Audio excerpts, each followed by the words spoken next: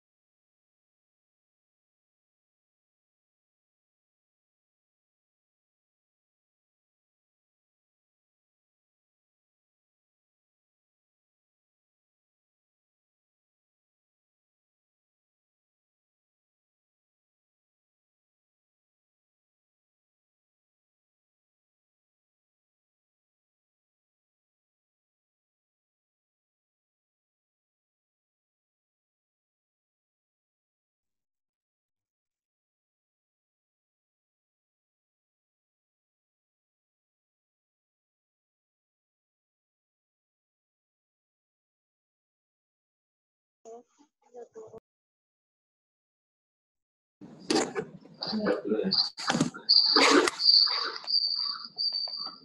Ya. Aku.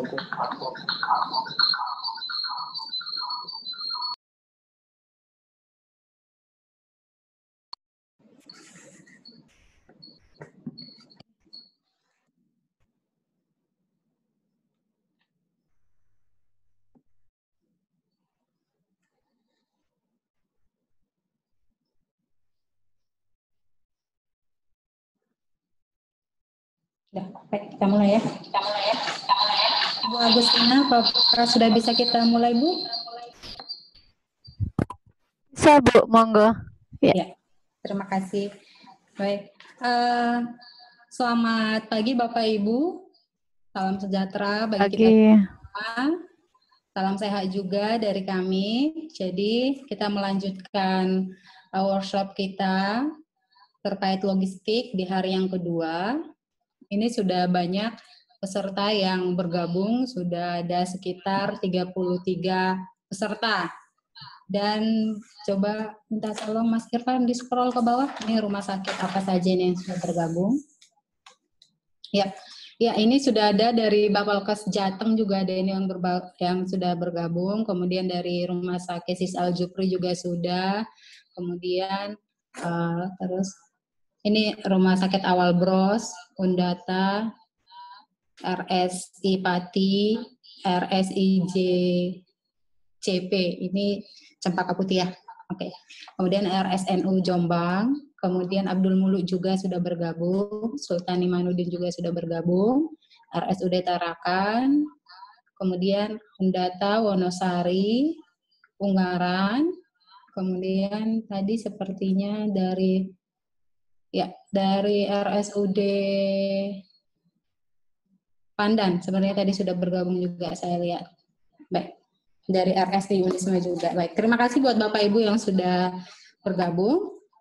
Nah, hari ini kita akan, saya ingin menyampaikan terkait materi. Untuk materi yang disampaikan oleh Pak Gede di hari pertama itu sudah diupdate yang melalui website kita, sudah diubah. Untuk Bu Ipung kita masih menunggu. Jadi Bu Ipung belum mengirimkan update materinya. Nanti jika segera dikirimkan akan kami informasikan, tapi bagaimanapun juga sebenarnya materinya tidak jauh beda ya, mungkin revisi dari yang sudah kita upload. Dan materi yang disampaikan Bu Ipung kemarin itu sama seperti materi yang sudah kita upload sebenarnya, cuman kemarin Bu Ipung menyampaikan ada beberapa hal yang ingin ditambahkan dalam materinya. Nanti jika sudah dikirimkan oleh Bu Ipung akan segera kami upload melalui website dan akan kami infokan melalui grup WhatsApp kita. Baik, itu dia terkait materi. Hari ini kita akan membahas tentang interoperability. Agak susah saya. Ya, jadi intinya itu bagaimana kita menginisiasi sumber daya dari luar rumah sakit seperti itu ya. Nah, ini juga nanti akan disinggung juga ada tentang klaster kesehatan. Tapi sebelumnya saya akan menyampaikan terlebih dahulu hasil survei awal. Ini dia hasil survei awalnya mau ya. Oke, hasil survei awal logistik dalam ITS. Nah,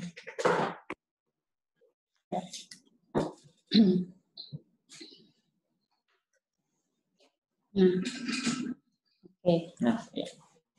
Ini terima kasih buat Bapak Ibu yang sudah mengisi hasil survei awal ini.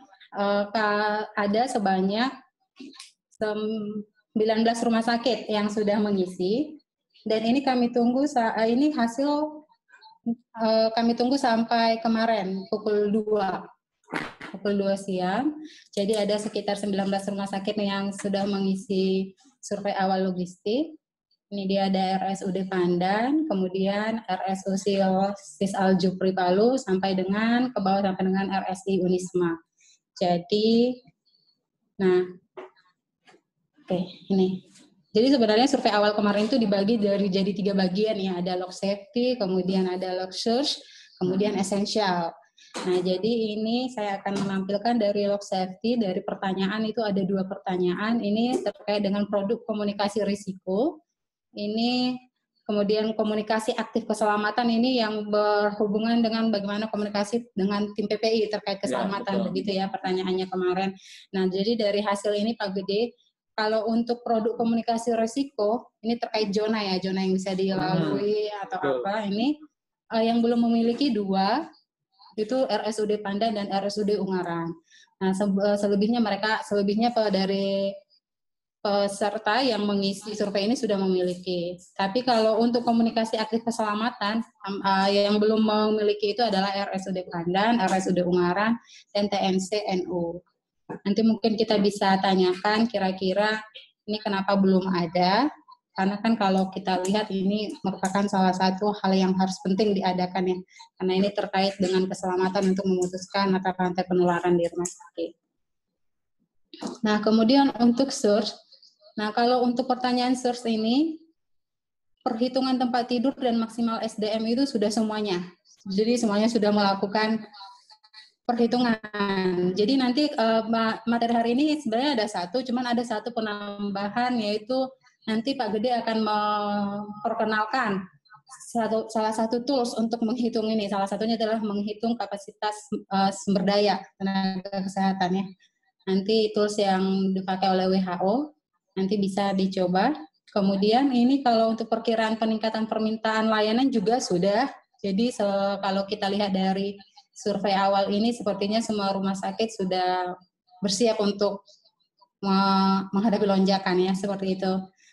Nah, namun untuk log esensial ada 2 poin yang di mana rumah sakit belum mempersiapkannya, yaitu tentang ketersediaan SDM cadangan. Mungkin ini terkait dengan rekrutmen kalau suatu saat nanti ada lonjakan, bagaimana jika tenaga kesehatannya sudah sangat terbatas sekali, ini belum dipersiapkan, ada sekitar 10 rumah sakit yang belum mempersiapkan, itu yang merah-merah itu ya, yang warna merah kurvanya. Nah, satu lagi itu adalah terkait SOP. Ya memang kalau kita ingat ini SOP ini dari materi kemarin juga masih banyak ya rumah sakit yang belum memiliki SOP ini. Kira-kira itu dia. Jadi tentang log essential ini ada 8 pertanyaan kemarin ya. Namun ada juga beberapa satu rumah sakit yang merasa tidak perlu diadakan. Nah, itu tergantung ya, mungkin di sana kemungkinan hal itu tidak akan terjadi, tidak masalah. Jadi ini tidak harus diadakan. Oops.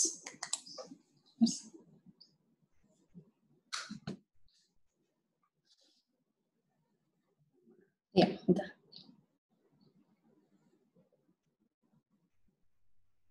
Nah, kemudian terkait masalah yang dihadapi rumah sakit, sebenarnya Pak Gede ini hampir sama semua ya. Ada yang masalah keterbatasan APD, kemudian ada yang keterbatasan komunikasi, keterbatasan SDM seperti itu.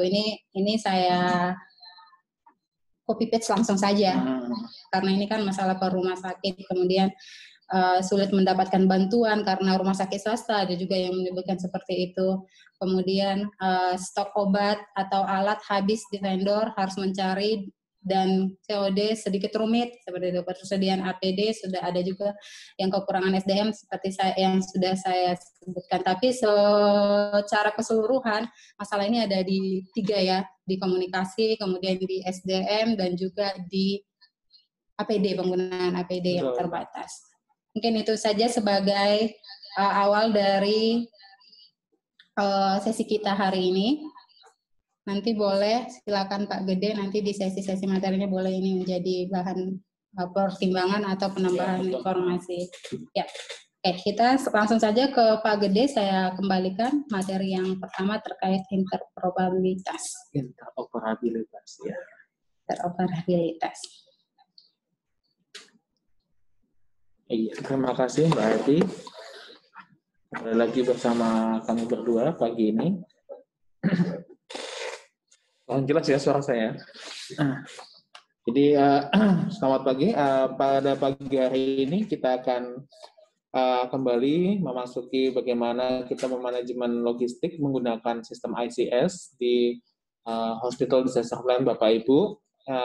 Terima kasih sudah menyumbang saran dari Rumah Sakit Bapak Ibu. Akan kami coba formulasikan bersama bagaimana solusinya pada pagi hari ini. Nah, ini salah satunya dengan interoperabilitas ICS di rumah sakit dengan sistem klaster nasional atau daerah dan antar klaster juga. Nah, ini sebelumnya saya masuk materi saya.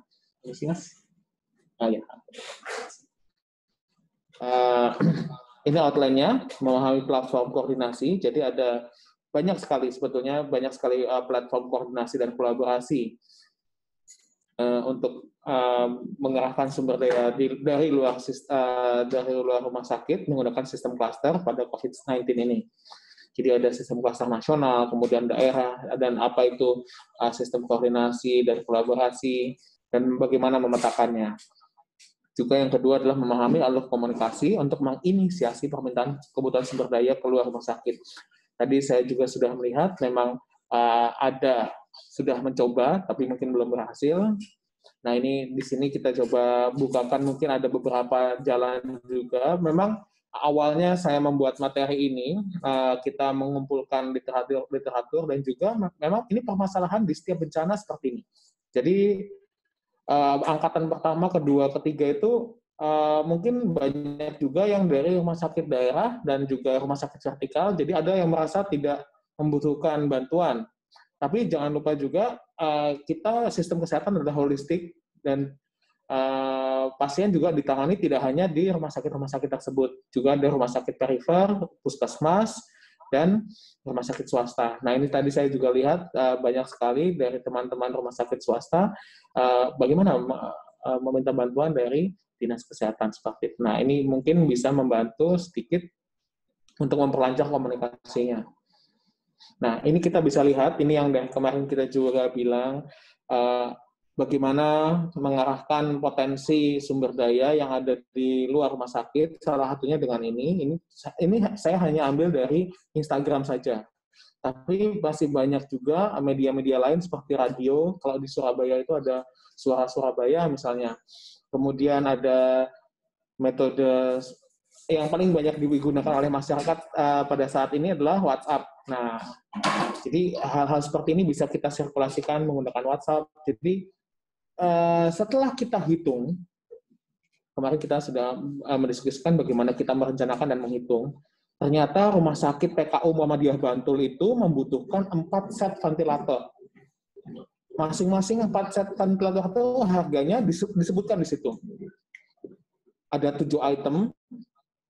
Kemudian total kebutuhannya 3,7 M, secara gamblang dan terbuka disebutkan di media sosial, dan salurkan donasi Anda ke nomor rekening berikut. Nah, ini salah satu contoh bagaimana rumah sakit swasta bisa memobilisasi resource, sumber daya dari luar rumah sakit menggunakan ini, karena nanti akan juga saya jelaskan kenapa. Ini juga ada RSUD Wates. Bahkan ini rumah sakit umum daerah milik pemerintah juga sama. Jadi RSUD Wates sangat membutuhkan bantuan. Bentuknya apa? Jadi itu akan mengarahkan masyarakat untuk memberikan bantuan, dan sangat detail sekali. Yang dibutuhkan apa? Masker bedah, masker N95, coverall jumpsuit. Seperti itu. Ini penting sekali bagaimana rumah sakit bisa merencanakan, kemudian hasil perencanaannya ini kemudian dikomunikasikan ke media maupun ke masyarakat. Dari Sarjito juga, ini kebetulan kita contohnya yang dekat-dekat dari UGM saja, Sarjito, Wisma Tenaga Medis. Karena tenaga medis banyak yang bingung mau pulang ke rumah, harus isolasi dan lain sebagainya, ditolak. Bekerja sama dengan perusahaan yang memberikan akomodasi, yaitu Red Doors, jadi diberikan semacam penginapan seperti itu ya. Dan Wisma Tenaga Medis ini juga membuka bantuan untuk donasi, membuka peluang untuk donasi dari masyarakat. Jadi ini contoh-contoh, dan ini sudah dari materi saya yang pertama, jadi ini memang kita mencoba arahkan teman-teman dari Bapak Ibu dari rumah sakit untuk membuat hal-hal seperti ini, mengingat kebutuhan sekarang, ketersediaan APD, kemudian ketersediaan apapun, itu sangat sulit untuk didapatkan. Jadi ini saya masuk ke platform koordinasi. Nah, bagaimana sekarang itu, contohnya bagaimana sekarang mencarinya. Nah, ini kalau di internasional, kita sekarang sudah masuk bencana nasional, jadi otomatis internasional juga boleh masuk ke Indonesia ya. Itu ada Kepresnya, nomor 12 tahun 2020. Potensi bantuan bisa dari dalam rumah sakit, lingkungan sekitar rumah sakit, masyarakat umum tadi, bahkan luar negeri. Nah, ini penting juga untuk kita mencoba mengeksplorasi bantuan dari luar negeri. Jadi, apakah rumah sakit tersebut kemudian punya link channel ke sana, karena kita di luar negeri kita punya 11 sistem klaster, yaitu klaster kesehatan, klaster logistik, nutrisi, proteksi, shelter, water and sanitation, camp management, early recovery, education, telekomunikasi, dan food security. Dan ini ada organisasi-organisasinya. Misalnya Bapak Ibu ingin membutuhkan bantuan untuk logistiknya. Jadi tenda rumah sakit lapangan misalnya bisa dikomunikasikan ke WFP. Nanti bagaimana cari kontaknya nanti akan saya jelaskan juga di sini. Ini klaster internasional yang kemudian oleh Badan Nasional Penanggulangan Bencana diadaptasi menjadi klaster nasional. Jadi ada 8. Ada kesehatan, pencarian dan penyelamatan, logistik yang diampu oleh BNPB dan Kemensos, pengungsian dan perlindungan, pendidikan, sarana dan prasarana, permodalan dan ekonomi. Ini biasanya diaktifasi pada saat bencana alam. Nah, ini juga bencana, tapi bencana non alam, bencana yang kita semua menghadapinya. Nah, ini jadi penting sekali untuk Bapak Ibu juga punya link tidak hanya ke Dinas Kesehatan saja, tapi juga BNPB atau BPBD di daerah Bapak Ibu, dan juga ada Kementerian Sosial, Kementerian PU, nah seperti itu. Misalnya untuk pemulasaran jenazah, kalau di Jogja mungkin ada hubungannya dengan Badan SAR Nasional, Basarnas ya, Badan SAR, untuk membantu teman-teman dari forensik memindahkan jenazah ke pemakaman seperti itu. Di daerah lain bekerjasama dengan BPBD.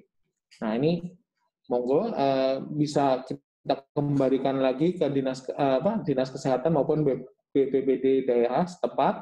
Bagaimana rencana kontingensinya? Apakah Bapak Ibu termasuk di dalam rencana kontingensi daerah? Jika belum, bagaimana caranya masuk? Adalah menghubungi ke BPBD daerah. Jadi menjadi jaringan dalam klaster daerah ini. Jadi pada saat membutuhkan bantuan itu akan lebih mudah lagi mengkoordinasikannya. Nah, ini koordinasi kolaborasi sumber daya kesehatan.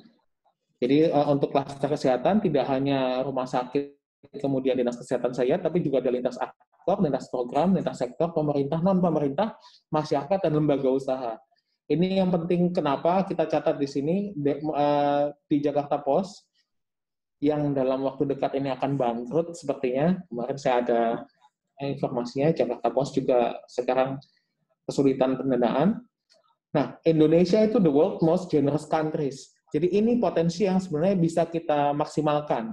Jadi rakyat Indonesia itu pada saat menghadapi pandemi itu tidak kemudian duduk manis di rumah, kemudian doing nothing ya, tapi mereka kita juga membantu teman-teman dari rumah sakit, kemudian puskesmas yang membutuhkan menggalang pengumpulan dana. Alumni UGM, alumni Undip yang kemarin sempat saya sebutkan itu bahkan dari BUMN pun, BUMD juga menggalang dana, menggalang bantuan. Kelompok supporter juga ada, kebetulan saya juga terlibat di kelompok supporter juga menggalang dana untuk membantu teman-teman tenaga kesehatan di lapangan. Jadi ini sekedar untuk membuka Bapak Ibu juga bahwa potensi APD, potensi apapun itu bantuan, baik itu makanan, minuman, APD, kemudian segala yang kemarin kita sudah bahas, mungkin pulsa juga bisa masuk, itu sebenarnya bisa dikerahkan jika kita punya link yang tepat. Nah, bagaimana cara mencari link yang tepat? Nah, ini yang kita sedang diskusikan. Jadi disinilah peran kemarin yang coba kita sampaikan, leadership. Mungkin Bu Bella juga sudah, dan Mbak Madel dan Pak Hendro juga, bagaimana leadership itu punya sense of crisis pada saat-saat seperti ini. Bagaimana si leadership ini menggunakan ICS-nya ini dengan seksama, dengan efektif dan efisien, dengan komunikasi yang efektif dan efisien dari dalam struktur ICS-nya untuk mengkomunikasikan ini ke keluar. Karena we are the most generous country in the world, Indonesia.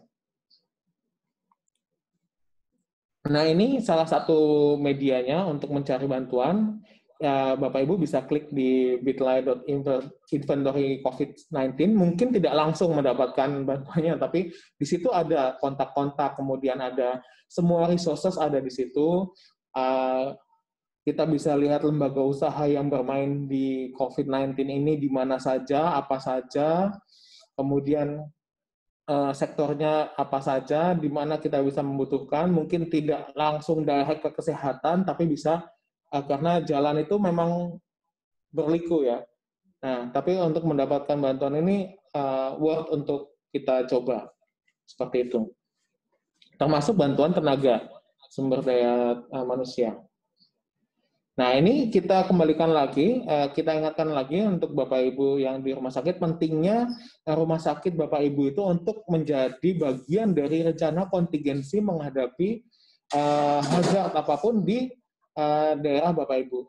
Nah, ini dari RSPI, dari struktur penugasan minggu-minggu lalu, jadi dari PR-nya itu public relation, itu menghubungi Dinas Kesehatan, Satgas COVID, dan relawan itu sesuai dengan yang sudah dikomunikasikan sebelumnya di dalam rencana kontingensi. Seperti ini contoh saja, ya, karena ini yang kita ambil strukturnya RSPI Bintaro, tapi yang rencana kontingensinya di Sulawesi Barat ini nggak nyambung. Tapi ini ilustrasi, jadi kita harapkan Bapak Ibu masuk ke dalam rencana kontingensi dari daerah setempat, bisa Dinas Kesehatan maupun BPBD setempat. Nah, ini contoh form pembayaran bantuan online, juga mungkin dari Bapak Ibu yang sudah biasa menggunakan ini, menggunakan Yankes ini untuk rumah sakit daerah, memang rumah sakit pemerintah maksud saya, dengan Sisrute, Sisranap, kemudian ada RS online, RSUD online, ya kan? Ini ada ketersediaan ruangan dan rencana, jadi bisa dipantau secara online oleh Kementerian Kesehatan. Nah, ini juga bagi yang ingin bergabung dengan sini mungkin bisa menghubungi dengan BNPB maupun BPBD-nya setempat. Nah, ini saya kembalikan lagi ke Mbak Happy sebagai moderator. Ya, kita akan berdiskusi apakah rumah sakit Bapak Ibu menjadi bagian dari potensi kesehatan daerah tadi. Ya. Oke, baik. Terima kasih Pak Gede. Jadi tadi sudah disampaikan oleh Pak Gede kalau ya kita juga menyadarinya ya kalau masyarakat Indonesia ini sisi kemanusiaannya masih bisa ya, masih banyak ya. Jadi banyak bantuan yang datang. Jadi potensi bantuan itu sangat banyak, khususnya dalam penanganan COVID ini ya. Oke. Kemudian juga hal poin pentingnya yang lain adalah rumah sakit penting menjadi menjadi bagian dari rencana kontingensi Dinkes ataupun BPBD. Nah, ini nanti akan coba kita tanyakan kepada Bapak Ibu, ini seperti apa? Apakah rumah sakit sudah termasuk dari potensi kesehatan daerah dalam dokumen rencana kontingensi daerah, baik itu maupun di Dinkes maupun melalui BPBD. Nah, kemudian apakah sumber daya kesehatan di daerah terpetakan dengan baik? Nah, misalnya dari PMI, LSM, institusi akademi, BUMN, swasta di dalam rencana kontingensi BPBD atau rencana kontingensi kesehatan daerah tersebut. Jadi ini kita coba ingin mengetahui kondisi eksternal dari rumah sakit seperti itu ya. Ya, silakan buat Bapak Ibu yang ingin menyampaikan boleh raise hand atau melalui chat juga boleh.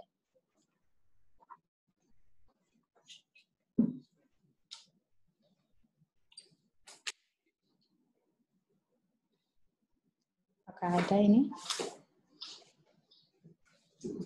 Belum ada? Oke. Atau kita ke RSUD Wonosari. Kita ke RSUD Wonosari boleh. Silakan Bapak Ibu dari RSUD Wonosari untuk di-unmute.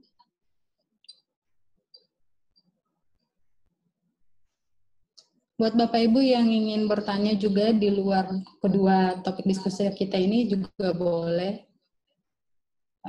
Apakah dari RSUD Wonosari bisa? Belum. Oke, kita ke RSUD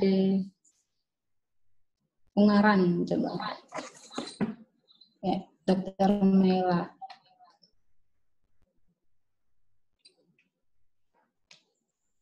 Silakan Ibu dari RSUD Ungaran.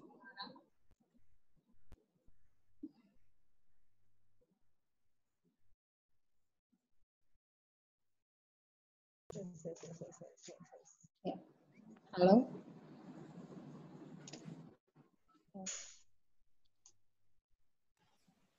Monggo Bu Mela. Mohon maaf saya lewat dulu, ini masih sambil jaga Mbak. Oh Ya. baik. Maaf. Oke, kita ke RSUD, ke Rumah Sakit RSI Unisma, mungkin dengan Pak Wahyudi Kuncoro.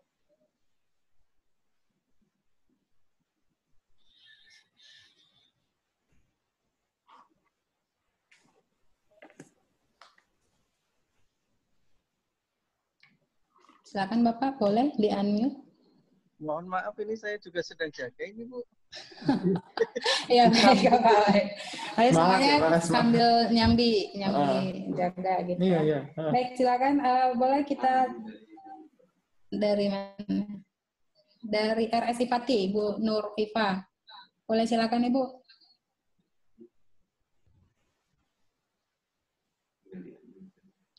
Mohon di-unmute dulu mikrofonnya ya.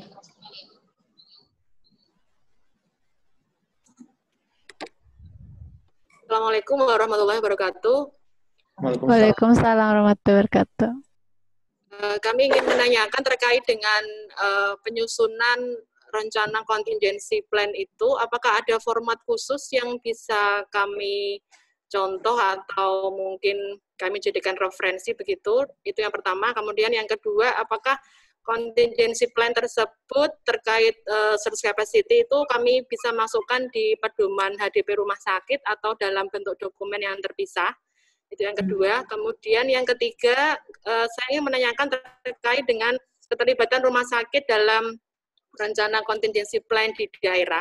Jika di kabupaten kami belum ada hal yang seperti itu, apakah ketika kami mendapatkan SK dari Bupati yang bahwa rumah sakit kami ditunjuk sebagai rumah sakit rujukan lini ketiga, itu apakah sudah bisa dikatakan bahwa kami ini sudah dilibatkan dalam rencana contingency plan untuk penanganan COVID di kabupaten? Seperti itu. Terima kasih. Wassalamualaikum warahmatullahi wabarakatuh. Baik, terima kasih kepada Bu Nur Iva. Jadi ini ada 3 pertanyaan. Ini Pak Gede. Yang pertama itu terkait apakah ada contoh ya, penyusunan Rencon ini seperti apa. Kemudian yang kedua itu terkait search capacity yang ada di rencana konfidensi ini, apakah bisa juga dimasukkan ke dalam HDP? Apa ya?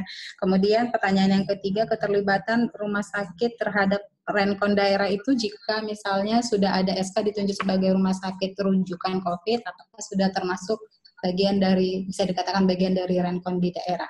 Oke, silakan. Ya, terima kasih Bu Nur Ifah tadi sangat baik sekali. Memang untuk Rencon ini sebenarnya kita sudah sangat terbuka. Maksudnya kita ini dalam artian kita pegiat bencana ini, karena Rencon itu sudah dipublish di webnya Kementerian Kesehatan, Sekyu Pusat Krisis Kesehatan. Nanti akan kita share linknya juga, di mana Bapak Ibu bisa mendapatkan salinan dari soft copy dari Rencon tersebut.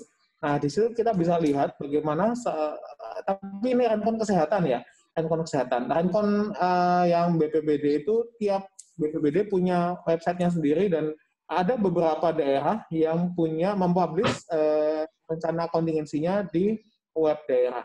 Nah, tapi untuk yang kesehatan, Rencon kesehatan itu dikumpulkan oleh Kementerian Kesehatan di Pusat Krisis Kesehatan. Itu nanti akan kita share juga linknya. Nah, kemudian yang kedua, ini penting sekali untuk Rencon ini masuk menjadi bagian HDP. Bagaimana inilah yang kita namakan interoperabilitas. Jadi bagaimana operasi dari ICS di dalam rumah sakit ini kemudian bisa nge-link dia ke ICS yang ada di Dinas Kesehatan. Inilah penting untuk dicantumkan juga di HDP rumah sakit. Jadi, jika sistem di rumah sakit jalan, atau sebaliknya, jika sistem ICS di Dinas Kesehatan jalan untuk menghadapi suatu bencana, hazard apapun itu, yang sedang kita bahas adalah hazard COVID-19, pada saat Renconnya, rencana kontingensinya si Dinas Kesehatan ini disusun, melibatkan dengan rumah sakit Bapak Ibu, diaktifasi, rumah sakit juga aktivasi. Jadi ini nge-link. Ini menyambung ke pertanyaan ketiga. Pada saat dia sudah diaktifasi, kemudian dari Rencon Dinas Kesehatan Kabupaten Kota itu diaktifasi, jadi rencana kontingensi diubah menjadi rencana operasi. Nah, kemudian rencana operasi ini kemudian dikomunikasikan ke Dinas Kesehatan.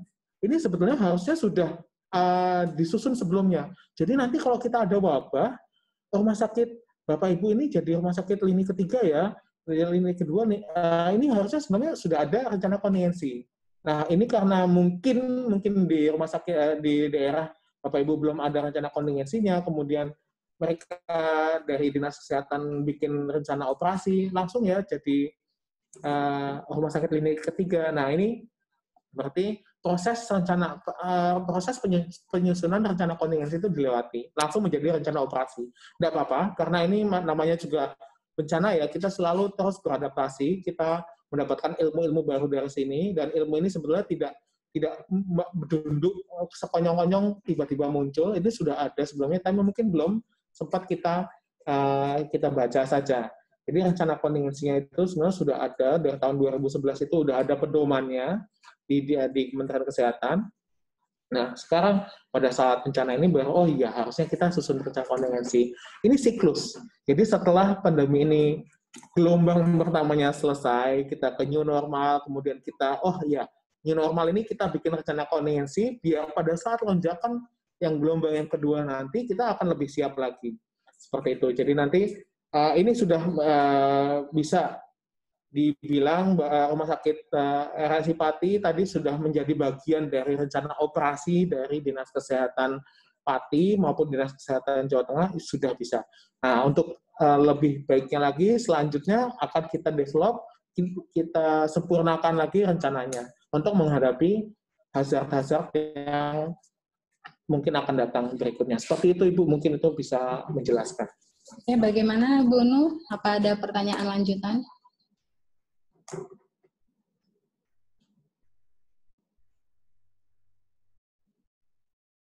RSI Pati. Di-unmute tolong, Mas. Oh ya. Silakan, Ibu. Ada satu lagi Bu yang mau saya tanyakan terkait dengan pedoman HDP rumah sakit kami. Di situ kan kami memasukkan beberapa hazard yang paling potensial terjadi di rumah sakit kami. Nah, itu apakah masing-masing jenis hazard itu harus kita buatkan contingency plan-nya, kemudian interoperability plan-nya, operational plan-nya, dan sebagainya terkait untuk antisipasi surge capacity juga, atau kita hanya membuatnya ketika wabah itu terjadi atau jauh-jauh hari sebelumnya kita sudah menyusunnya begitu. Yap. Langsung aja Mas Gede, Iya. seperti apa? Memang paling idealnya Bu, paling idealnya rencana kontingensi itu setiap hazard itu ada. Tapi karena mungkin agak sulit menyusunnya, makanya sebelum kita menyusun rencana kontingensi itu ada yang namanya risk assessment. Dari risk assessment itu misalnya kita lihat ada beberapa hazard yang paling tinggi potensinya, paling tinggi frekuensinya, paling tinggi impact-nya. Nah, kita pilih, kita prioritaskan. Tadi juga di awal sudah dijelaskan oleh Mbak Happy ya, ada beberapa rumah sakit yang juga ini penting, tapi tidak akan kita bikin karena mungkin skala prioritasnya beda. Itu nggak masalah. Jadi itulah pentingnya kita bikin risk assessment untuk hal-hal seperti itu. Jadi kita assess dulu mana yang kira-kira kita butuh sekali untuk mempunyai rencana kontingensi. Misalnya kalau di Pantura itu, di Pati misalnya ada banyak kecelakaan, kemudian dekat dengan laut, tapi tidak ada potensi tsunami. Nah, tapi ada potensi misalnya kebocoran radiasi nuklir karena di Jepara ada mau dibangun PLTN seperti itu. Nah, atau reaktor. Nah, itu seperti itu. Jadi ini fleksibel tergantung daerahnya. Seperti itu, Bu. Idealnya memang setiap hazard ada rencana kontingensinya karena setiap hazard punya karakteristik yang berbeda-beda. Ya. Kemudian pengerahan resources-nya juga beda-beda. Berarti ini sebaiknya kapan dipersiapkan? Itu juga tadi pertanyaannya, apakah sekarang atau jika udah terjadi bencana disiapkan atau seperti apa? Ya, namanya perencanaan harus sejak ini ya? Iya, namanya perencanaan ya slow-nya lah. Maksudnya pada saat sebelum terjadi bencana, jadi ketika terjadi tinggal diaktifkan. Iya, seperti itu. Idealnya seperti itu. Ya, bagaimana Ibu? Terima kasih Pak. Ya, Ibu, saya ini bertanya juga ini untuk RSI Pati terkait dengan SDM di RSI Pati seperti apa Ibu SDM di RSI Pati sekarang khususnya untuk penanganan COVID ini, atau misalnya apakah mungkin RSI Pati sudah punya kerjasama dengan mungkin dengan Stikes, PMI atau Fakultas Kedokteran dari universitas jika kekurangan SDM seperti itu? Baik Bu, kebetulan di rumah sakit kami itu ada kami kerjasama, kami salah satu rumah sakit pendidikan yang ditunjuk untuk tempat pendidikan perawat dari Stikes Muhammadiyah. Jadi untuk rencana antisipasi ketika kami membutuhkan relawan itu, kami sudah menyusun MOU kerjasama dengan pihak ketiga yaitu Stikes itu. Dan untuk dokter juga kebetulan kami sekarang ditempati sebagai rumah sakit untuk dokter intensif. Jadi ada beberapa dokter intensif yang magang di tempat kami. Jadi sementara ini kami untuk relawan kami ada dari Stikes dan juga dokter intensif. Kemudian untuk relawan yang lain seperti security itu kebetulan rumah sakit kami bekerja sama dengan Banser atau Ansor ini ya dari NU. Jadi kami cukup terbantu karena dari awal sejak dinyatakan sebagai pandemi itu kami sudah menambah tenaga relawan untuk security untuk menjaga di pos-pos masuk itu dari Banser gitu. Oke, siap. Terima kasih Ibu. Jadi ini informasi seperti ini ya yang sangat penting ya. Jadi itu juga poin kita hari ini, bagaimana kita bisa menginisiasi itu kerjasama dengan pihak-pihak eksternal kita. Dan dari peserta angkatan sebelumnya juga seperti itu, banyak rumah sakit yang membuat MOU dengan Stikes, dengan Fakultas Kedokteran. Nah, terima kasih Ibu buat ininya, informasinya. Sama-sama. Ya. Baik, silakan untuk rumah sakit yang lain kita masih bisa membuka jika masih ada yang resign. Kalau belum ada, kita lanjut dulu. Apakah ada Mas Irfan? Oh, belum ada. Baik, kita lanjutkan ke materi dulu, nanti kita akan buka diskusi sesi yang kedua.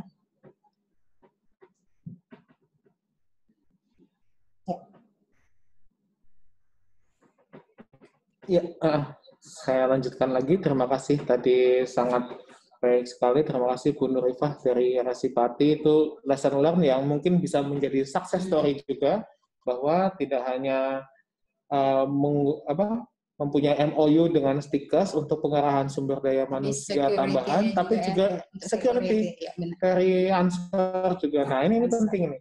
Hal-hal yang kecil mungkin buat kita terlewat ya, tapi ternyata itu sangat membantu dan berguna sekali pada saat pandemi seperti ini. Ini untuk kebetulan hazardnya adalah hazardnya COVID. Nah, untuk hazard yang lain, misalnya kebakaran atau ada banjir, itu akan lebih sangat membantu lagi. Itulah kenapa kita selalu advokasikan ke Dinas Kesehatan, kemudian dalam kesempatan ini ke rumah sakit untuk memiliki rencana kontingensi hospital disaster plan yang komprehensif, tapi juga sesuai dengan karakteristik bencana yang akan dihadapi di daerah tersebut. Terima kasih atas sharingnya, semoga ini bermanfaat buat Bapak Ibu yang lain. Nah, ini kemudian alur komunikasi, jadi kita akan menggabungkan dari minggu kemarin dengan minggu ini, kita sudah menghitung, kemudian bagaimana mengkomunikasikannya.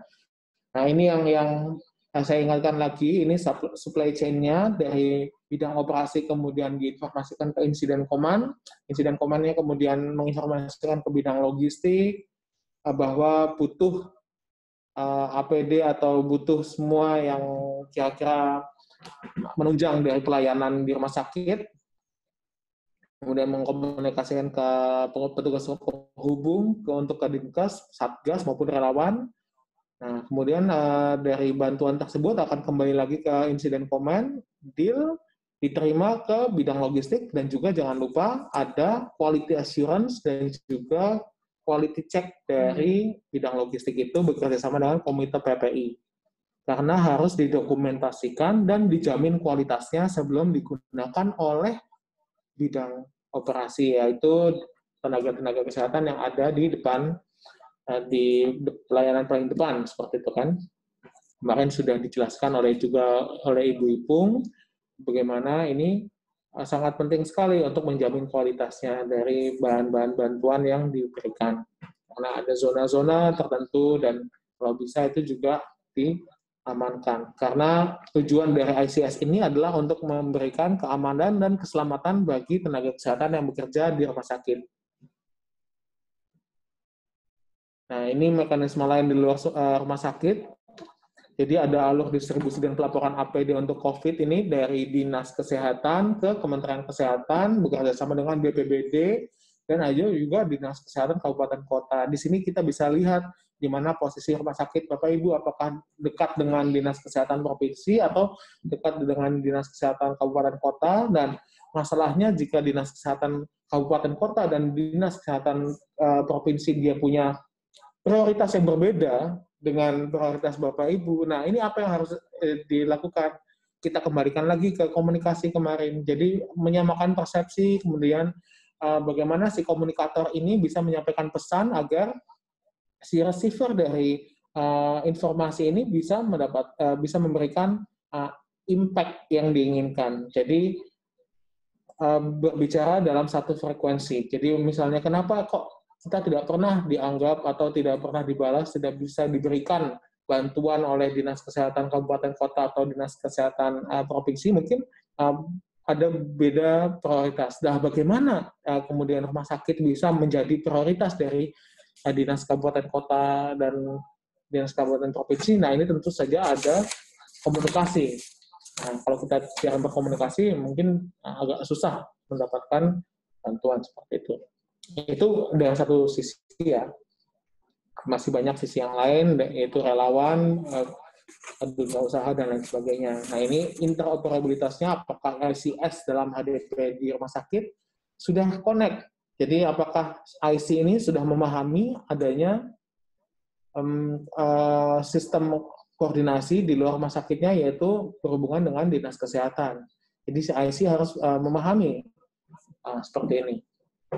Ini pernah saya juga alami, tidak hanya di dalam negeri, juga di luar negeri. Tim Indonesia yang dikirim untuk penanganan bencana di luar ternyata tidak paham dengan sistem koordinasi yang ada di luar negeri. Bahasanya tidak paham, kemudian sistem koordinasinya tidak paham, begitu buka tenda lapangan, tidak ada pasien yang datang. Nah, seperti itu. Nah, ini juga mungkin buat Bapak Ibu yang di lapangan, yang buka tenda lapangan, atau mungkin menjadi rumah sakit rujukan, ini bisa memposisikan dirinya bukan sebagai main player, tapi juga supporting player, seperti itu. Kita bisa lihat di banyak sekali berita, seperti Jawa Timur sudah mengalami lonjakan, kemudian bagaimana dengan pasien yang rutin?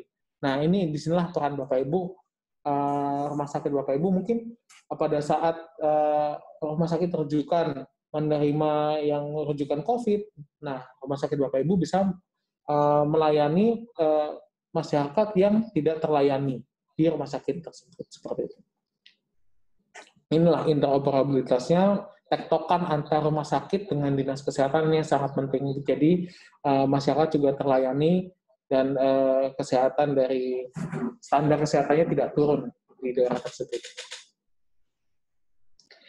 Nah, ini contoh alur ICS-nya, yang ini. Jadi ini kita ambilkan dari RST Magelang, dari Komandan Bencana menyampaikan ke Humas, kemudian dari Humas menghubungi instansi lain untuk mendapatkan tambahan bantuan.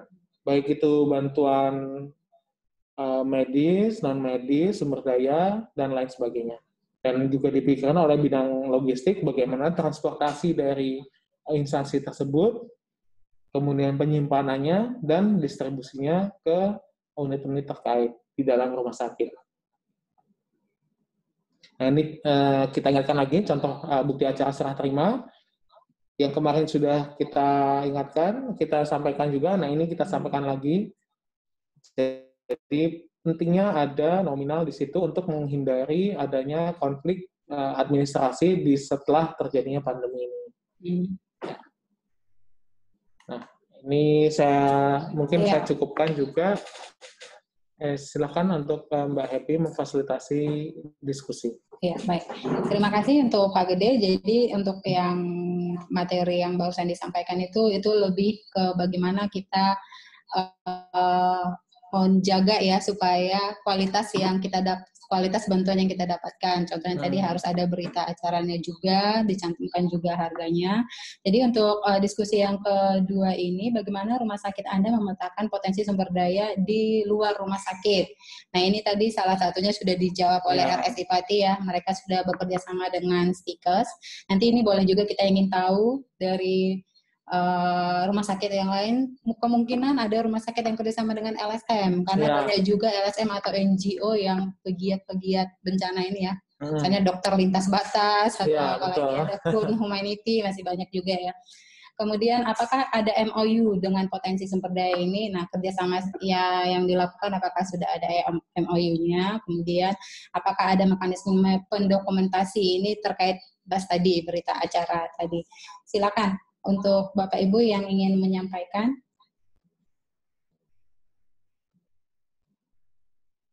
Apakah ada yang ingin berdiskusi? Atau kita coba dicek dulu, Mas Firman. Apakah ada yang raise hand?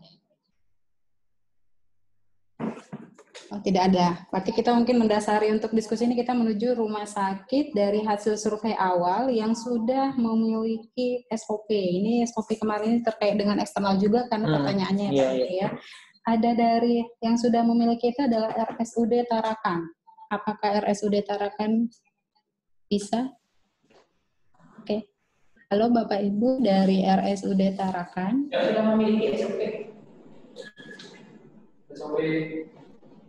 Ini terkait bagaimana kerjasama dengan pihak luar lebih tepatnya. MOU terkait MOU atau SOP dengan SOP bantuan-bantuan yang datang dari luar seperti apa, kemudian pendokumen seperti apa. Terima kasih Bu. Kalau dari Rumah Sakit Tarakan, ini kita memang benar mendapatkan donasi dari BNPB, kemudian dari instansi lain dari dinas kesehatan juga kita dapatkan. Untuk SOP pengadaan untuk APD dan beberapa lainnya Selama ini kami masih mengacu kepada SOP yang dalam kondisi kondisi yang non pandemi. Tapi sambil berjalan memang di saat kami membutuhkan APD itu di luar dari perkiraan yang ada, kita selama ini sudah juga merapikan, saat ini sedang merapikan SOP tersebut. Kita memang saat ini membuat SOP untuk pengadaan APD dalam kondisi pandemi. Ini adalah hal yang baru bagi kami. Jadi sambil berjalan kita merapikan SOP tersebut.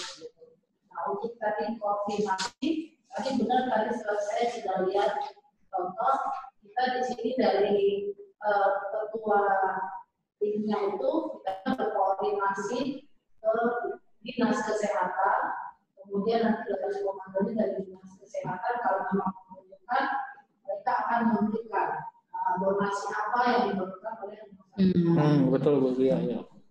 Dan selain itu dari kita juga bisa melaporkan ke BNPB terhadap APD apa yang kita butuhkan. Nanti dari BNPB akan memberikan informasi melalui yang tadi garis komando itu ke rumah sakit Tarakan. Selanjutnya barang yang dikirim tadi kami akan terima di posko donasi.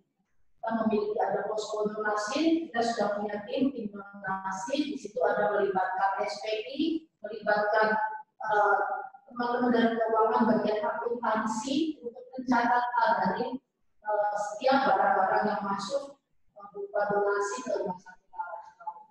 Jadi sambil berjalan karena ini sangat cepat ya, tapi untuk pencatatan dari barang-barang yang donasi ataupun barang-barang hasil pengadaan sendiri itu tetap tercatat dalam sistem akuntansi rumah sakit Tarakan. Oke.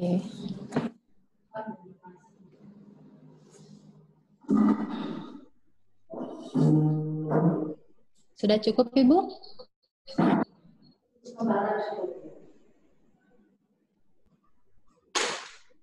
Oke, baik. Ya, terima kasih dari RSUD Tarakan, ini menarik ya. Berarti kalau kita lihat dari RSUD Tarakan mungkin karena di Jakarta BNPB-nya juga sangat aktif ya. Dinas Kesehatan juga sangat aktif. Jadi untuk SOP mereka terkait pengadaan APD misalnya itu sudah ada SOP-nya. Kemudian lebih kerjasama ke eksternal itu dari bahasan Ibu tadi itu ke Dinkes dan BNPB. Jadi yang kalau di ICS memang ketua yang berhubungan ke mereka dan itu sudah benar memang strukturnya seperti itu. Kemudian mereka juga sudah punya satu formulir donasi kira-kira apa yang mereka butuhkan. Kemudian disampaikan ke Dinkes dan ke BNPB dan semua donasi-donasi yang datang itu tercatat, terdokumentasi dengan baik karena mereka memiliki pos donasi ya seperti itu, posko donasi. Ya, gitu. Jadi Iya betul, memang kalau kita lihat dari angkatan-angkatan sebelumnya juga di rumah sakit terutama yang di Jabodetabek ini sangat mudah aksesnya, jadi dan juga dekat dengan dinas kesehatan, dekat dengan BNPB, dekat dengan masyarakat juga, jadi sangat mudah mendapatkan bantuan dan ini semoga bisa bertahan juga ya. Semangat Ibu, Bapak Ibu yang ada di rumah sakit, ini semoga kita bisa menghadapi pandemi ini dan juga jangan lupa pada saat sambil mempersiapkan seperti tadi Ibu bilang juga sambil di update juga SOP-nya juga karena ICS ini tadi saya ulangi lagi untuk menjamin keselamatan dan keamanan dari si tenaga kesehatan juga termasuk yang menerima bantuan. Misalnya menerima bantuan itu dari security pada saat ada di posko itu, ya kan di posko itu mungkin ada bantuan dari mana diterima oleh security di posko atau mungkin ada petugas penerimanya di posko tersebut. Jangan lupa SOP-nya, the new normal adalah cuci tangan, kemudian membatasi jarak, menggunakan masker. Nah ini perlu dituangkan juga dalam SPO, jangan sampai terlewat juga. Karena hal-hal yang detail seperti ini bisa menjadikan celah untuk infeksi. Nah, seperti itu. Dan juga terus dikomunikasikan dengan tim dan komite K3 maupun PPI di rumah sakit. Terima kasih atas sharingnya. Ini lesson learned yang sangat berharga buat kita semua. Bagaimana Ibu? Cukup apa ada pertanyaan lanjutan dari RSUD Tarakan?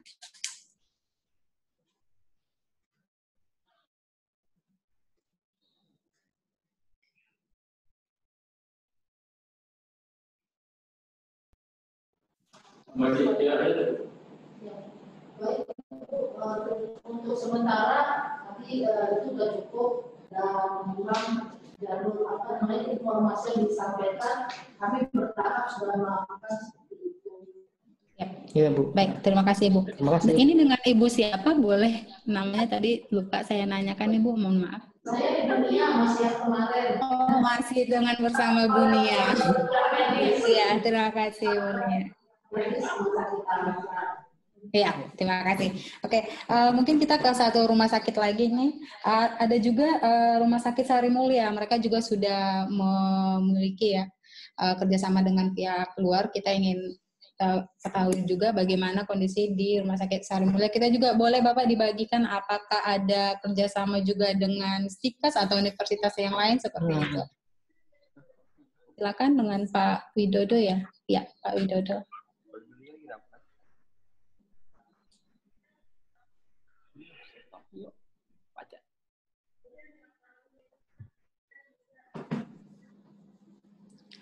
Halo Pak. Oke,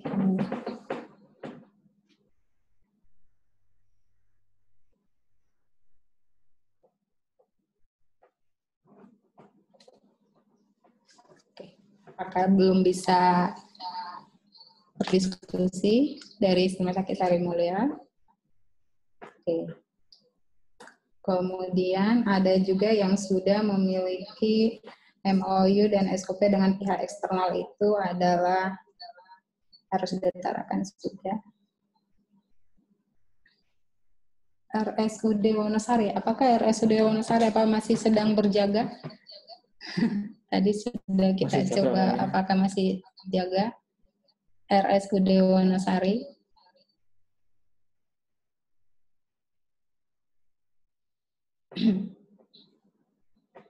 Oke. Terima kasih Bu. Iya Bu. Enggak dari situ. Oh bisa Ibu, Bos bisa. Silakan Ibu, ini dengan Ibu siapa? Ibu Tasmi. Ya silakan Bu Tasmi. Ini kita akan sharing berkaitan dengan untuk pengelolaan logistik COVID di RSUD Wonosari ya Bu. Iya Ibu.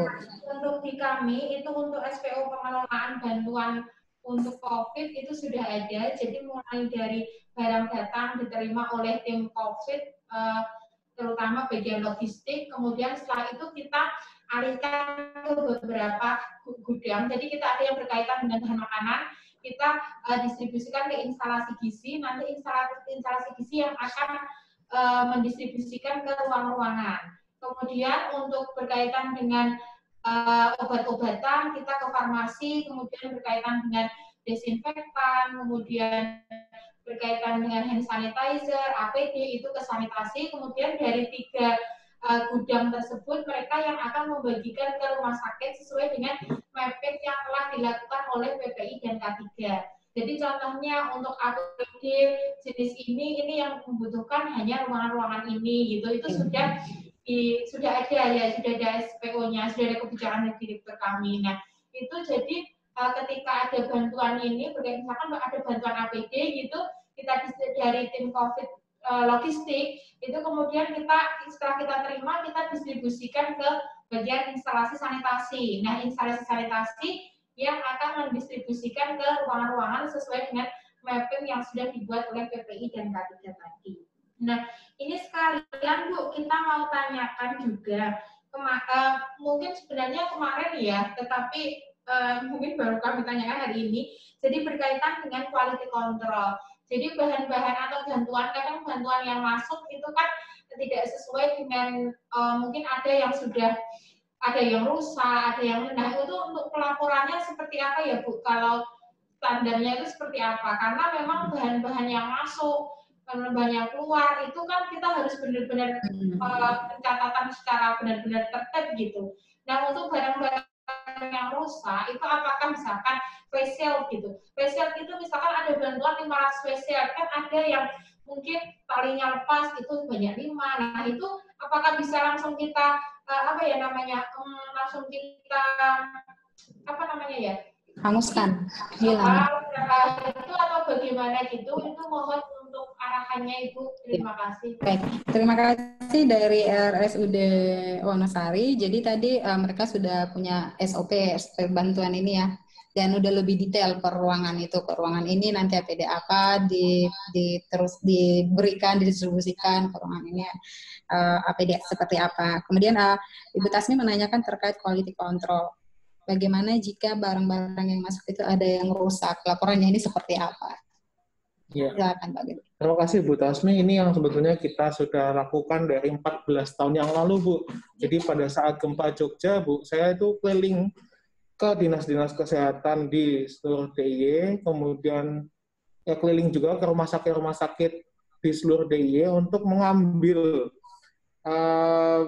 bantuan-bantuan baik itu medis non medis yang rusak dan tidak bisa digunakan kemudian dimusnahkan. Ini sampai 40 ton pada waktu itu, 14 tahun yang lalu. Nah, ini kita tidak ingin hal yang sama terulang kembali tahun ini. Jadinya pada saat Bapak Ibu di rumah sakit RSUD Wonosari juga termasuk, itu ada SPO-nya dalam menerima bantuan juga. Pada saat bantuan itu diberikan, kemudian tidak memenuhi standar kriteria kualitas yang dibutuhkan di rumah sakit, nah ini apa yang harus dilakukan? Nah ini tergantung kembali lagi kebijakan ke IC-nya dan dengan tim K3 dan tim PPI. Di diskusi kita sebelumnya, di angkatan sebelumnya, ada yang tetap menerima dengan catatan. Diterima tapi tidak digunakan pada zona yang semestinya. Karena rezeki tidak boleh ditolak, kemudian mungkin mereka yang memberikan orang awam jadi tidak tahu.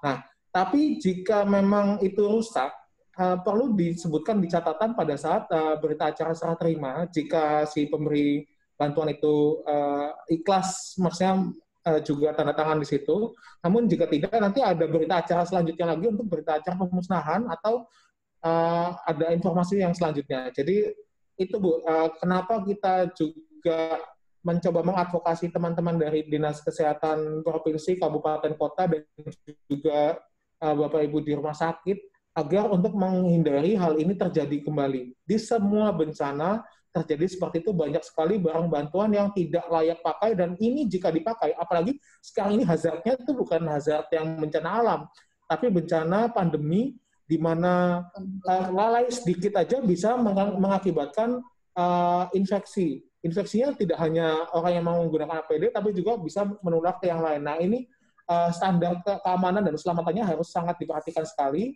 Oleh karena itu, jika ada bantuan seperti tadi, face shield yang tidak memenuhi syarat, mungkin coverall yang malah tidak bisa tembus air, ya gitu ya. Jadi ternyata coverall ini malah bisa menyerap air. Nah, itu mungkin dikomunikasikan dengan pemberi bantuan juga, baik-baik, kemudian apakah keputusannya apakah ini diterima atau ditolak, nah itu tergantung dengan kebijakan rumah sakit sendiri. Jadi menurut saya di SPO inilah kuncinya.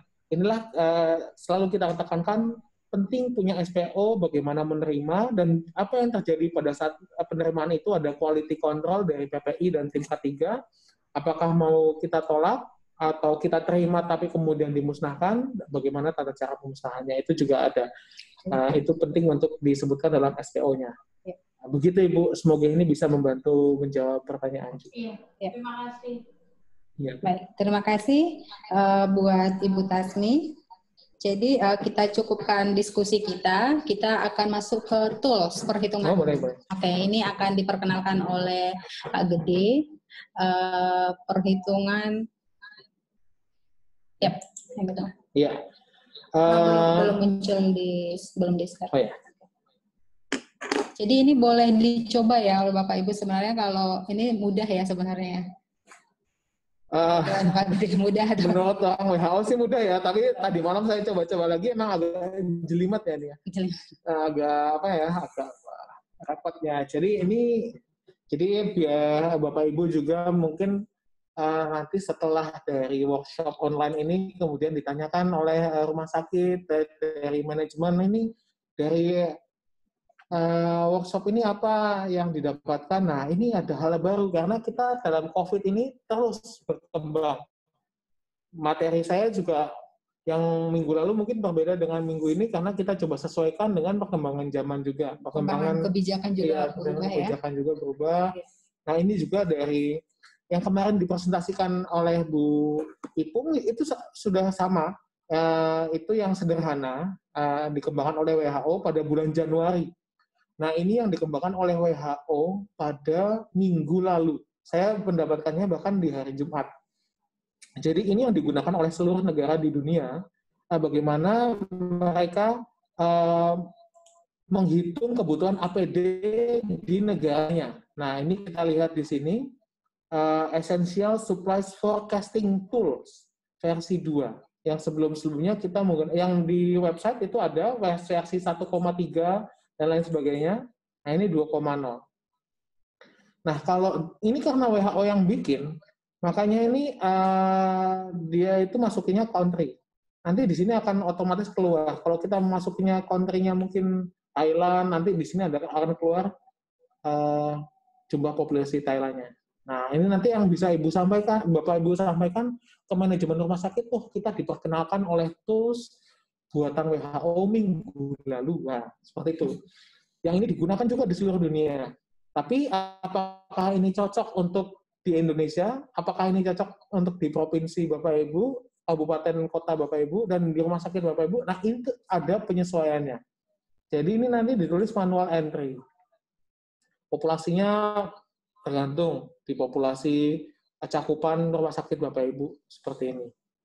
Kemudian cumulative case-nya, ini dimasukkan PDP dan kasus positif. Karena yang membutuhkan penanganan dengan APD adalah 2 jenis itu. Internasional mereka tidak punya istilah PDP maupun mereka hanya punya suspek dan juga confirm. Nah, ini kita ambil contoh Indonesia. Sekarang per hari kemarin udah 23.000. Nah, kemudian jika Bapak Ibu mungkin bingung berapa ininya, berapa jumlah absolut dari ini bisa dibiarkan kosong, nanti dia akan otomatis menghitung. Jadi WHO bekerja sama dengan Bank Dunia sudah memiliki hitungan-hitungan yang berbeda untuk tiap negara. Di negara kita Indonesia bisa di generalisasi. Jadi misalnya yang mild atau yang diisolasi sebanyak 40% dari total kasus. Seperti itu. Sebetulnya ini jika Bapak Ibu mungkin punya hitungannya manual, bisa dihitung manual di sini. Jadi kalau ini ini kalau kita mau masukkan manual seperti ini, tapi jika tidak bingung, nah ini bisa menggunakan reference value. Jadi nilai yang sudah menjadi referensi untuk negara Indonesia. Seperti itu. Nah, case fatality bisa menggunakan case fatality-nya WHO based on China Joint Mission Report di Wuhan. Tapi di Indonesia bisa menggunakan berbeda. Kalau di seluruh Indonesia 3,6, di luar Jawa itu 2,2%. Bedanya di mana nanti saya jelaskan. Nah, ini jumlah tenaga kesehatan di Indonesia sebanyak 314.000. Nah, kita sesuaikan di rumah sakit Bapak Ibu, mungkin ada 500, ada 600, di sini. Nanti ada 40%-nya tidak digunakan untuk mengurusi pasien COVID. Nah, jadi hitungannya WHO, 40% dari tenaga kesehatan di Indonesia itu tidak tidak digunakan untuk penanganan COVID. Kemudian ini healthcare workers, HCW, per bednya ada berapa, ini sudah ada standarnya dari WHO dan Bank Dunia. Seperti itu. Kemudian kita, ini ke bawah lagi untuk lab, ini karena countries, jadi dia menghitung untuk lab juga. dan perhitungan oksigen dan equipment.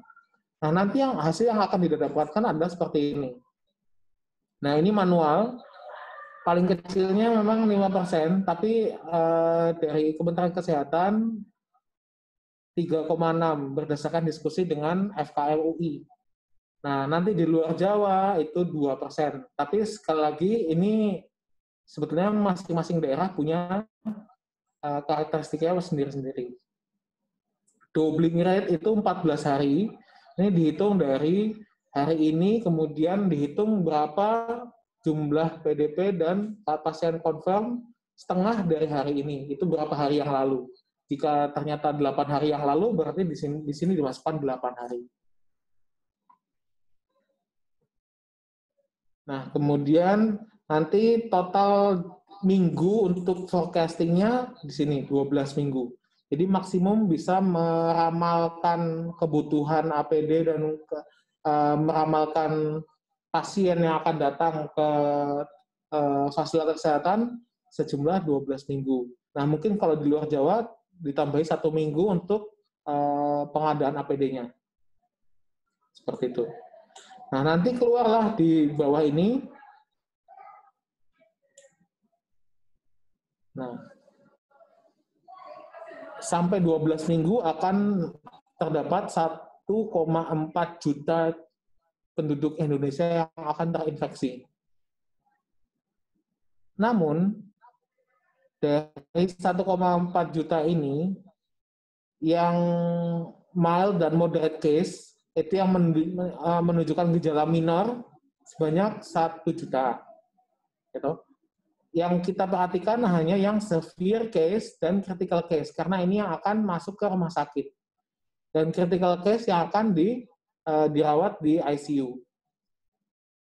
Tapi ini angkanya sangat overestimate sekali, sangat tinggi sekali, tapi ya walau semoga tidak sampai seperti ini, karena kita juga sudah mencoba menerapkan PSBB dan berbagai macam intervensi yang lain. Nah, ini perhitungan kasus setiap minggunya. Karena tadi kita masukkan 12 forecasting case.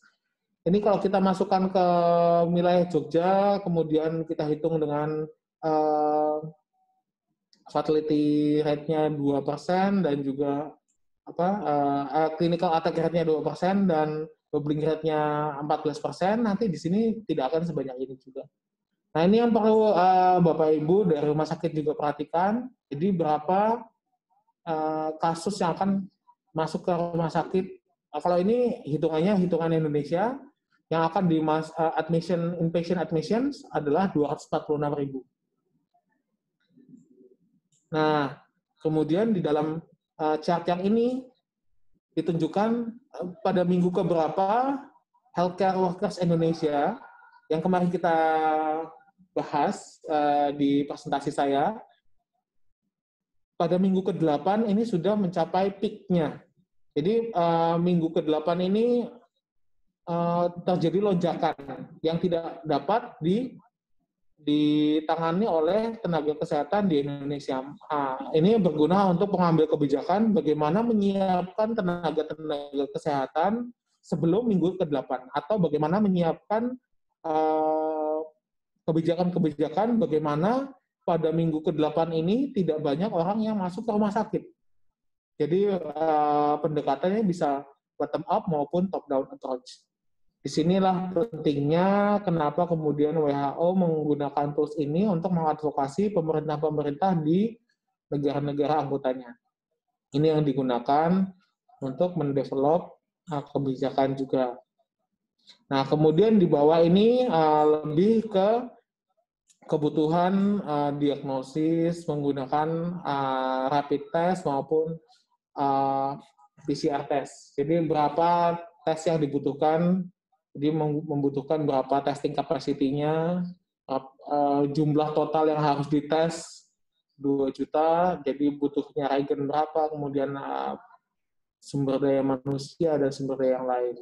Dan di bawah ini sampai dihitung-hitungan angka kebutuhan rupiahnya, bukan rupiah, ini dolar ya. Dolar. Financial breakdown-nya berapa.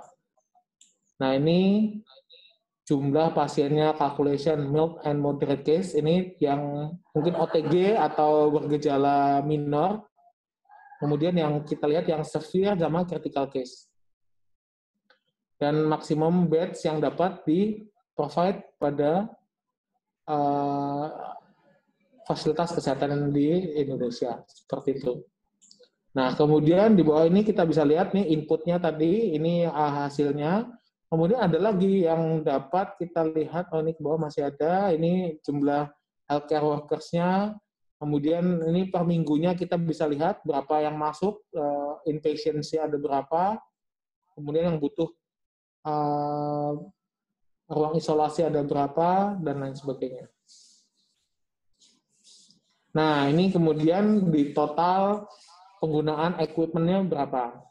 APD ya? APD, nggak hanya APD, tapi juga misalnya ini hygiene, klorinnya butuh berapa kilo, kemudian desinfektan hand sanitizer-nya berapa liter, sabunnya berapa liter juga, ini se-Indonesia. Tapi tentu saja dengan catatan ini menggunakan standar internasional.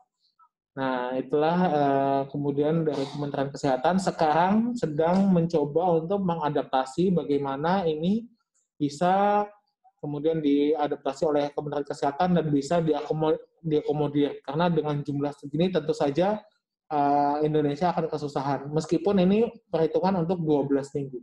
Jadi seperti itu Bapak Ibu, ini kita coba kenalkan, kita ada tools, silakan jika Bapak Ibu ingin mencoba untuk menggunakannya untuk memprediksi kebutuhan APD, kemudian kebutuhan proyeksi pasien mungkin jika tidak diintervensi oleh pemerintah ya selama 12 minggu atau ini bisa diganti menjadi 4 minggu juga di sini.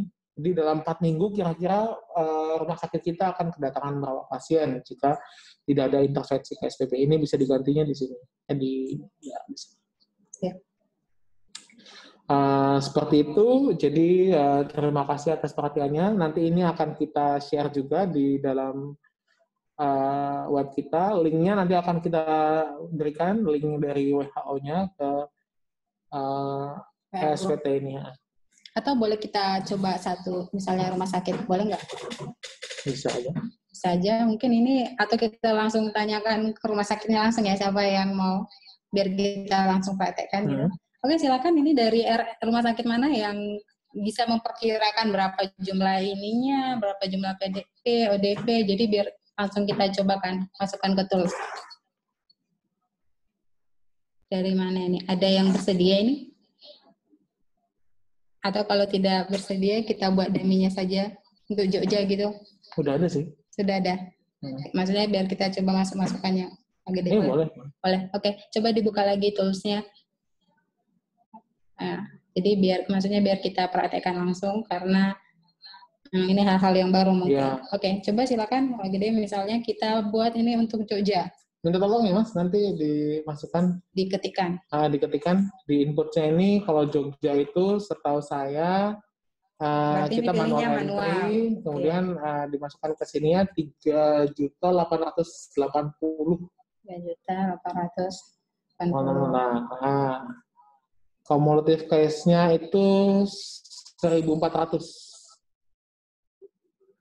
Iya. Ya, ini yang PDP dan ya, PDP-nya 1.200, kemudian yang positif 226.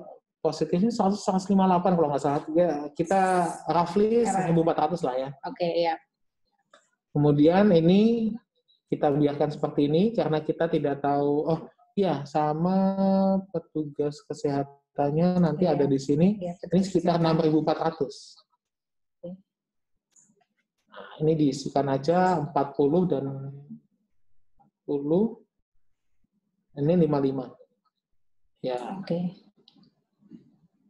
Iya, udah benar Mas.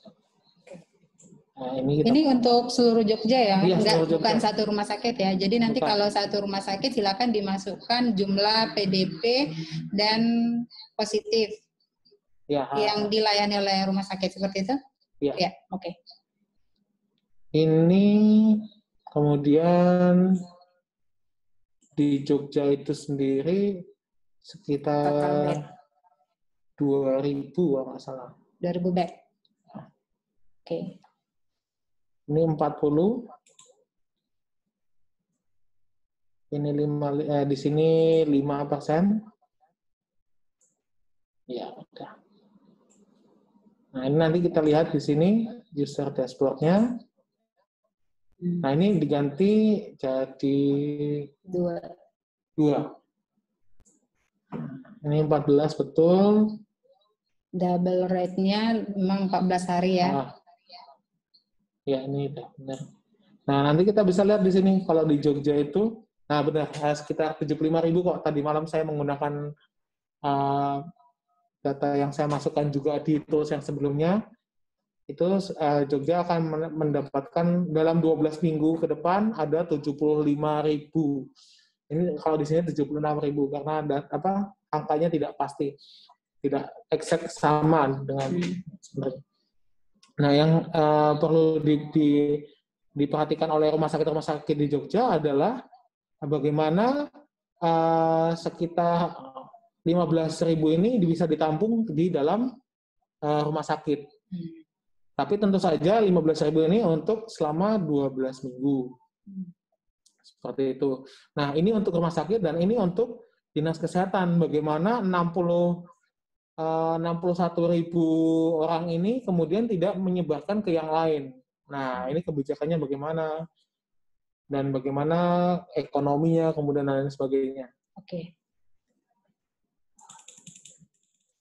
Nah, ini kita lihat di sini adalah bagaimana kemudian untuk critical beds-nya itu udah mulai minggu ketiga pun udah penuh di Jogja ini. Sementara kalau pelayanan rawat inap biasa ini sampai minggu 9 baru mulai mengalami lonjakan. Sementara untuk critical ini minggu ketiga pun sudah ada kebutuhan ICU seperti itu. Nah, ini yang perlu kemudian dari dinas kesehatan bersama dengan rumah sakit, apakah itu membuat tempat tidur tambahan atau mengalih lokasikan tenaga kesehatan yang non kritikal menjadi kritikal seperti itu. Jadi ini gunanya itu, kemudian di bawahnya lagi beberapa APD yang dibutuhkan selama 12 minggu. Nah, ini sampai 12 minggu tuh sampai butuh 3 juta pasang sarung tangan. Di sini kalau nggak salah dia ada breakdown tiap minggunya juga ada. Enggak, ini ada breakdown tiap minggunya itu sekitar ada nih. Sini.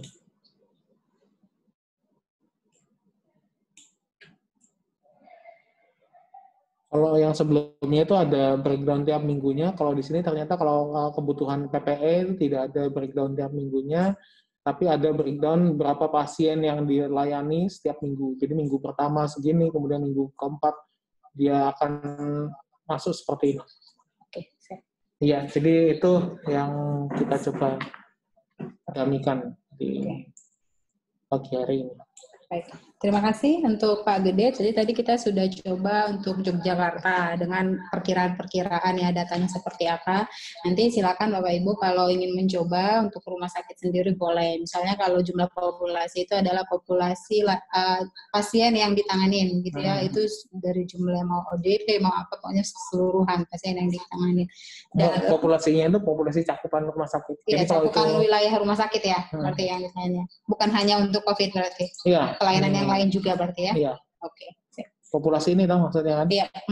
Ya. Oh, oke. Kalau PDP dan ini yang ini. Itu yang di bawah. Oke. PDP dan positif yang ini populasi cakupan rumah sakit. Secara keseluruhan. Oke. Mungkin bisa dilihat. Ya, silakan Bapak Ibu yang ingin bertanya terkait tools ini. Tools ini juga nanti akan kita update di website atau lebih memudahkan nanti akan saya kirim juga melalui WA group seperti itu. Nanti bentuk Excel-nya ataupun PowerPoint. Kalau materinya Pak Gede sudah ada di website, nanti tidak apa-apa akan saya kirimkan lagi melalui WA group. Ya, ada pertanyaan? Silakan. sebelum kita tutup, kita masih punya waktu berapa menit lagi? 5 menit lagi.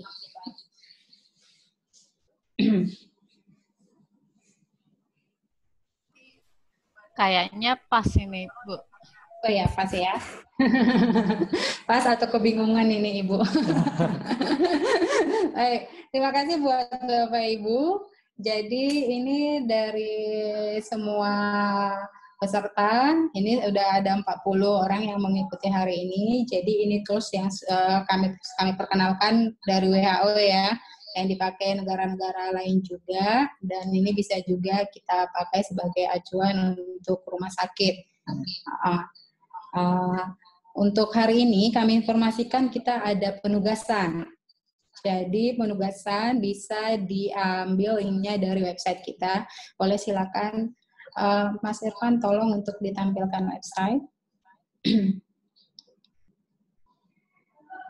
Oke, nanti ambil yang minggu ketiga. Oke, tempatnya. Silakan nanti Bapak Ibu klik yang untuk pertemuan kedua di atas Mas. Belum. Ini pertemuan yang kedua. Oke. Ya, ini dia, coba diklik Mas. Ini materinya Pak Gede,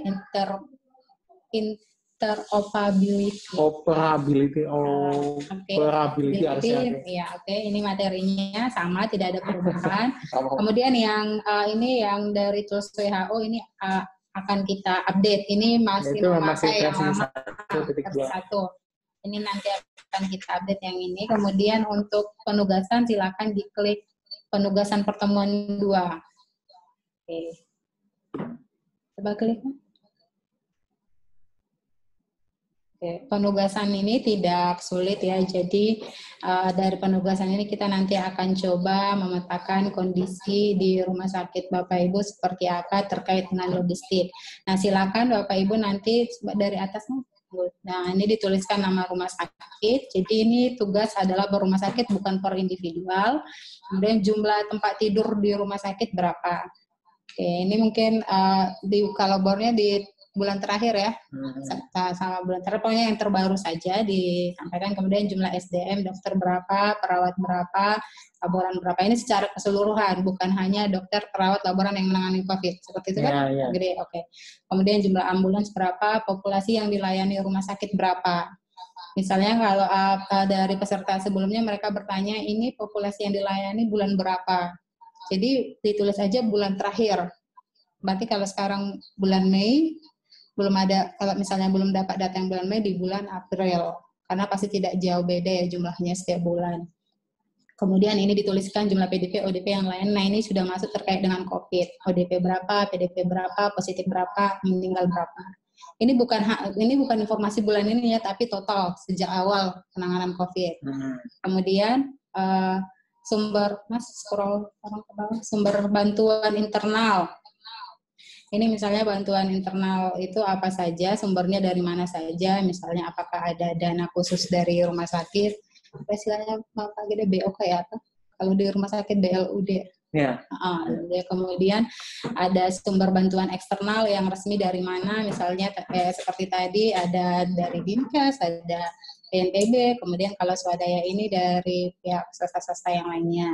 Kemudian ini silakan juga ditulisnya luas gudang, kira-kira jumlah bangunan berapa. Nah, ini jumlah juklak SOP, ini yang terkait SOP yang terkait dengan logistik ya Bapak, itu bukan SOP secara keseluruhan, tapi SOP terkait logistik ada berapa di rumah sakit Bapak Ibu, kemudian apa-apa saja itu. Nah, kemudian pertanyaan yang terakhir, coba dituliskan analisis kebutuhan source capacity sesederhana mungkin berdasarkan data-data yang ada. Ya, itu saja untuk penugasan. Nah, penugasan ini kami tunggu hari ini sampai pukul berapa Pak Gede? Pukul 3. Cepat amat. Cepat ya, pukul 4. 5. Oke, pukul 5. Pukul 5 sore, maksimal pukul 5 sore. Silakan Bapak Ibu, nanti seperti biasa kita akan membahas, memilih mungkin sekitar 4 rumah sakit juga yang untuk bahan diskusi esok. Oke. Nah, itu saja kalau dari saya terkait penugasan, apakah sudah jelas atau ada yang bertanya?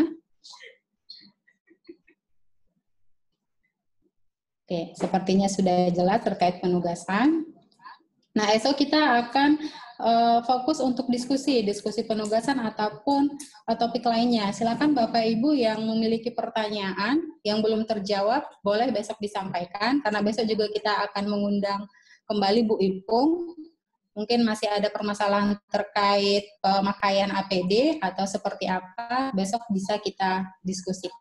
Ibu RSUD Tarakan kayaknya mau bicara ya? Oh iya, RSUD Tarakan.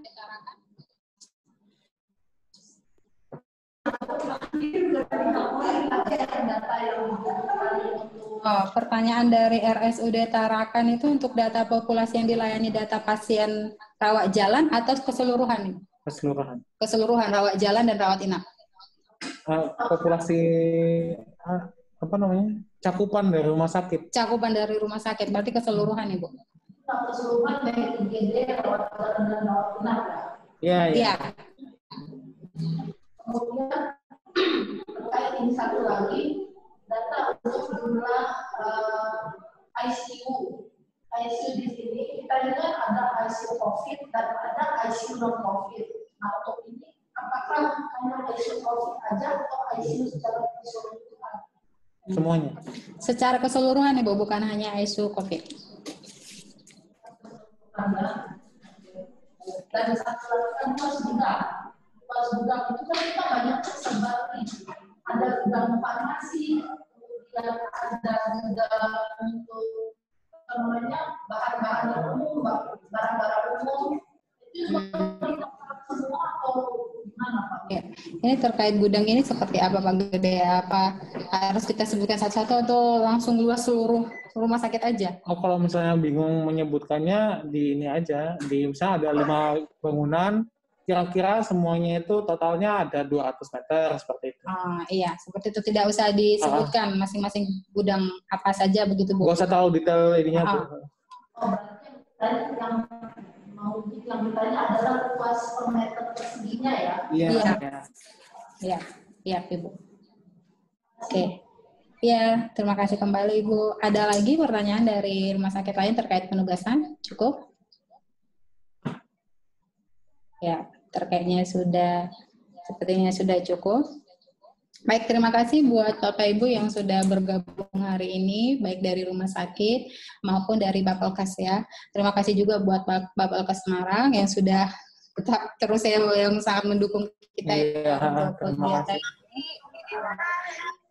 Silakan kalau ada pengumuman lanjutan, apakah ada Ibu Agustina?